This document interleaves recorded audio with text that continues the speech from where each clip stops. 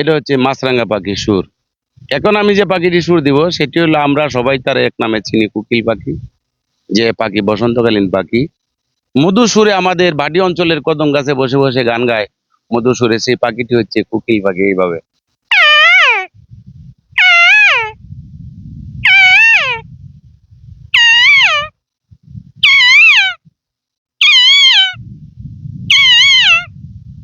এরকম। এটা হচ্ছে কোকিল পাখি। এরপরে ধরুন আপনার এই যে হলুদিয়া পাখি, সোনারি বরণ পাখিটি সারি লোকে। হলুদিয়া পাখি সুর এভাবে।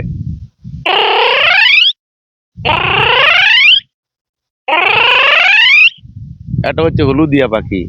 বর্তমানে যে পাখিটি আমাদের এলাকায় বিচরণ করতেছে সে পাখিটির নাম হচ্ছে চৈতালি পাখি।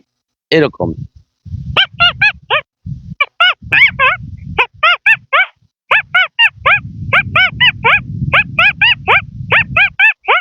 এটা হচ্ছে চৈতালি পাখি। এরপরে আমাদের দেশের প্রচলিত সবচেয়ে যে পাখিটি আমরা পরিচিত ভাই সেটা হলো শালিক পাখি এরকম।